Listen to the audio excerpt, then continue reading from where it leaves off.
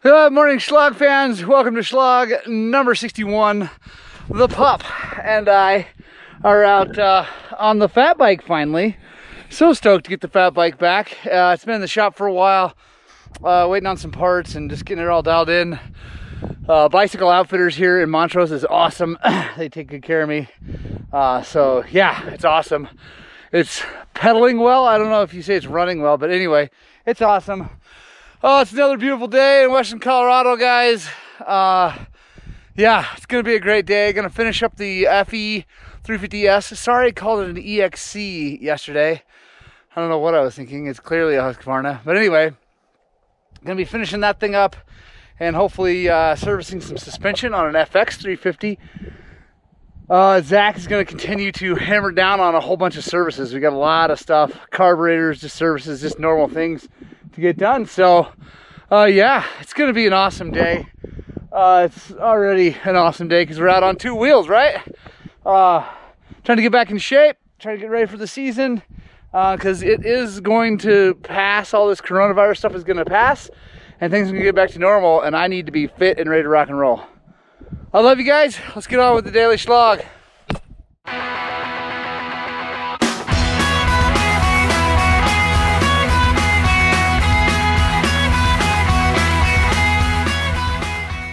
All right, guys, so we are at the shop ready to rock and roll, ready to put the head on this sucker today and get it all back together.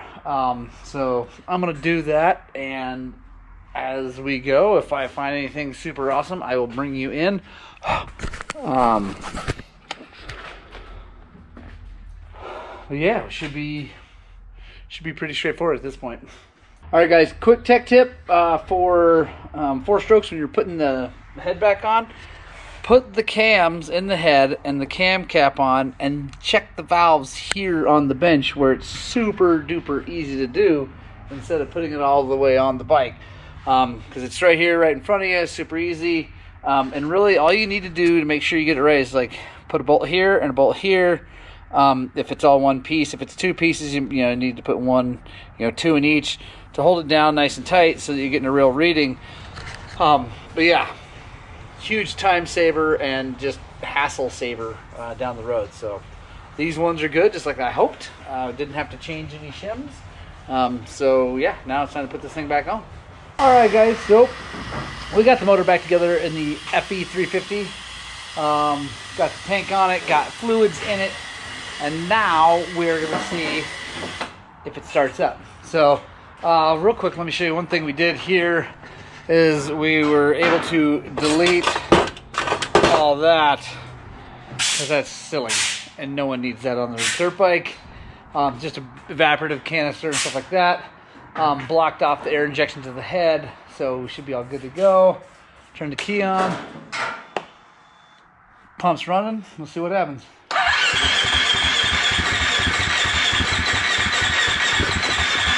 Which trying.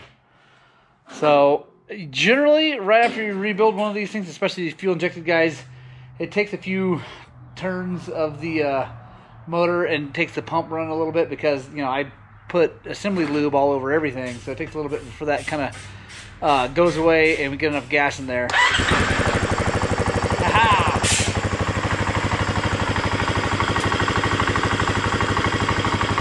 There we go. I like it. As with everything, we're going to keep an eye on the coolant.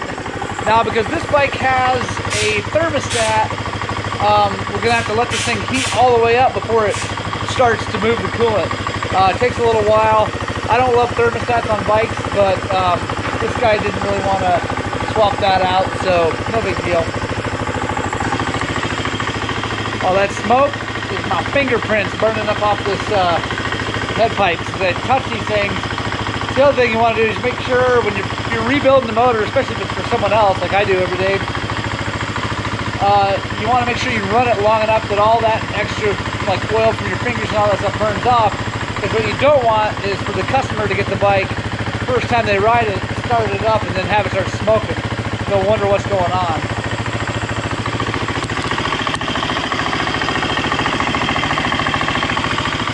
Motor sounds good. One of the other things I didn't show, is I put a DIRTBIKES cam chain tensioner in this thing. The OEM ones are hydraulically operated, and I really don't like them. The DIRTBIKES ones are way better. I'll put a link in the description if you guys want to buy one of those from Amazon. They're pretty much, there's two versions of it. They fit, between those two versions, they fit all of the single-cylinder KTM/Husqvarna 4-strokes, and I think they're worth it. They're about $100, but they solve the problem of these things sometimes making a bunch of noise on startup. So I like them. Motor sounds good though.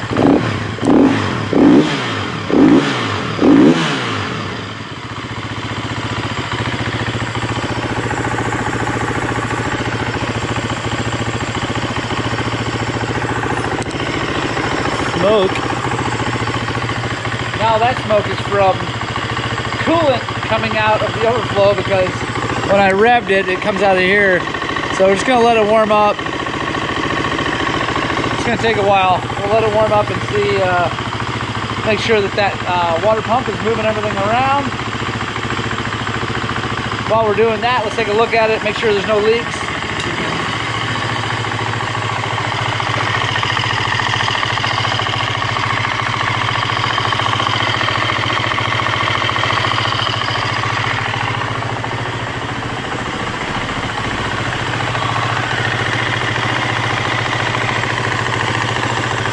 So this is the old PCV valve. We got that all taken off, and it's plugged in, because if you don't have it plugged in, it'll throw a code.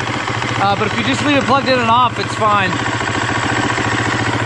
Make sure we got all the clamps tight. Got to put the bolts in for the subframe still. Everything else looks good. I'm going to go ahead and slam those subframe bolts in while this thing warms up. Awesome. Coolant's moving good. Oil looks good, right there where it needs to be. Motor sounds good.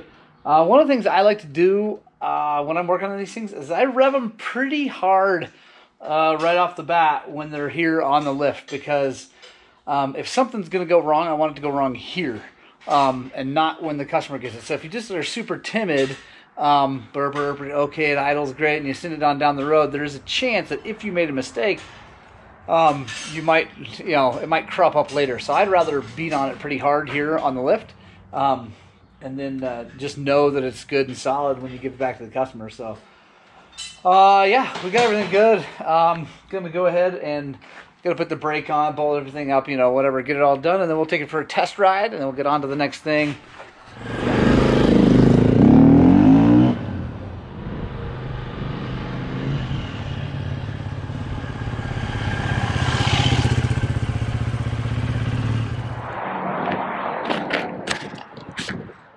Oh, another motor done. Makes me happy. I love what I do. I like building motors. I like changing oil. I like changing tires. All of it, man. It's just awesome. I hope you guys are having fun learning some stuff, doing some stuff at home. Hope we're helping out, because I love this. Love this sport. Time to get after it, man. We got a ton more work to do.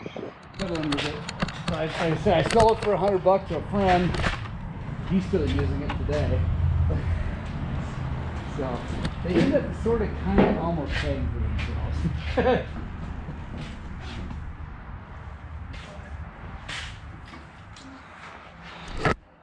All right, guys, so we have right here one of my favorite little kid fast mini bikes. It's a 4-stroke, I know, but it is pretty sweet. Little 150R from Honda. Really nice little bikes if you take good care of them. And this one, the complaint is that it was never really jetted for the area. So we're gonna fire it up and see how it runs. See what we need to do to the jetting, get it dialed in. This is one of 5 actually that we're working on for one guy. Zach is working on another one, older CRF150.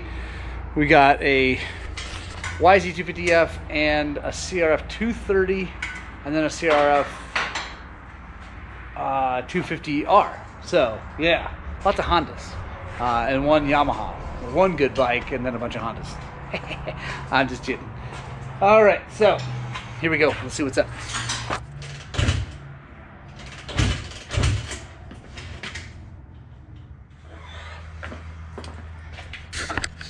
Well, I guess we're gonna have to start by taking it apart a little bit. Let's see what's up. I think it's been sitting a while, so we'll pop the maybe turn the carburetor sideways see if we can check in there, and then after that we'll probably take it off and clean it. We'll see what's up.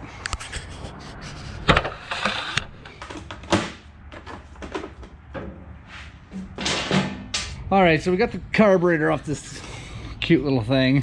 This motor's actually really cool. I mean, it's a 4-stroke, so it's still too many parts for my liking, but it's pretty neat. It's basically like they took a CRF 250 or 450 and they put it in the oven and they just shrink it down. Still got the unicam, still got timing chain, tensioner, everything. It looks like just a tiny little CRF, and that's basically what it is. And what's crazy is that they just use an FCR carburetor. Smaller bore, obviously, but it's still this giant carburetor on this tiny little motor. Anyway, it's funny. So I just already had it in the ultrasonic, so got everything cleaned out. I'm putting her back together, making sure everything's good. Then we're gonna see if she'll run. It should. I mean, this thing seriously has like 2 rides on it, but it's been sitting obviously for quite a while. So I'm gonna keep going on this thing. It's just like every other FCR carburetor. I'll put a card right up here if you want to see our FCR carb video. It's actually been getting lots and lots of views recently. So if you want to check that out, hit that card. It talks more about, like goes really in depth into fixing the mid-body gasket and all kinds of things. But today we're just cleaning this one because everything else is good. The mid-body's fine. But yeah, good stuff. All right, gonna slap this thing back on here, but I have a quick trivia question for you guys. So on these carburetors, actually all carburetors, these are the vent lines that help equalize the pressure so the gas can go in and air can, anyway, all that. But you'll notice that the factory ones are all split. Comment below if you know why they do that. I'm not gonna answer it on this video, I'll answer it next video. And whoever's the first to get that right will pin your comment to the top, and I will send you a super special awesome prize. So yeah, comment below if you know why they split the ends of vent tubes on carburetors. Getting close to the end of the day, I'm gonna try to get this thing on here and get it started before we shut down, but it might be tomorrow. So we'll see if we can get it done, and then we'll hit you guys with the outro here in just a bit. All right, so we got the carburetor back on. It is the end of the day, but I got just enough time to see if this thing is gonna start. So we'll pull the choke, click the throttle a couple times, and we'll see what happens here.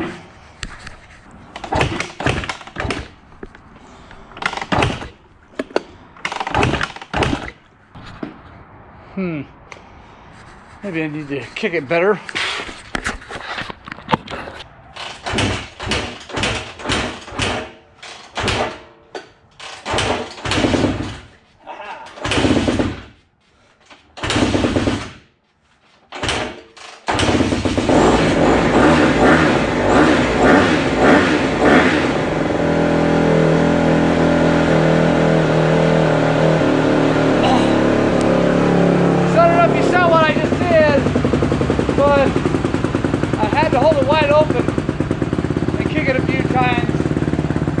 Because before I cleaned that carburetor, it dribbled some gas in the motor and loaded it up. So it seems good right now. Choke's off. See how she sounds.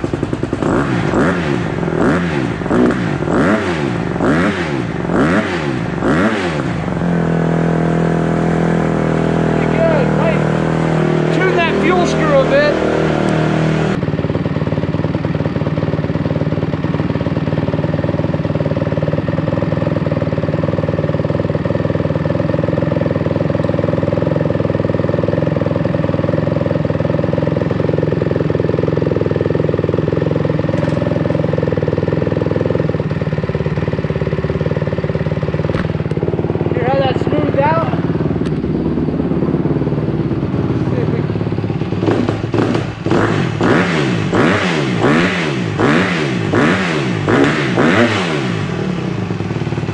Give it just a little more gas. I think we'll be good.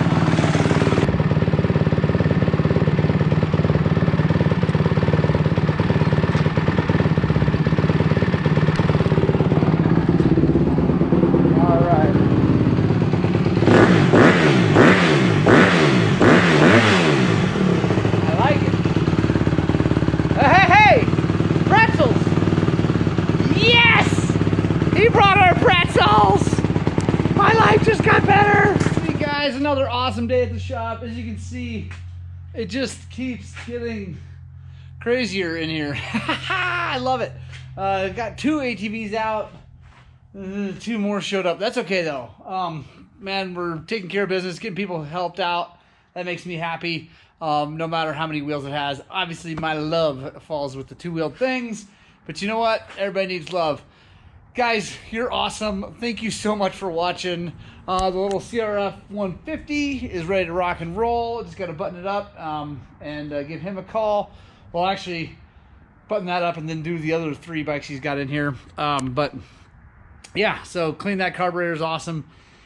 Yeah, I got tires on this brand new, well, was brand new 350 XCF. And we've got a Recluse coming for that brand spanking new 350 EXC. So that'll should be here hopefully tomorrow. I'll get that done. Zach's gonna be learning how to do that. And yeah, man, we're just rock and rolling, guys. I love you so much. Please get out, spread the gospel of 2 wheels. If you feel like what we're doing is awesome, please hit the subscribe button. It's free. It makes the world of difference for us. We're just trying to grow this thing. I want to grow it to just huge. I want to be the biggest motorcycle channel on YouTube so that I can spread the gospel of 2 wheels far and wide. I love you guys so much. Have an awesome day. Spread the gospel of 2 wheels. And please, please, for my sake and for yours, get out and ride your dirt bikes!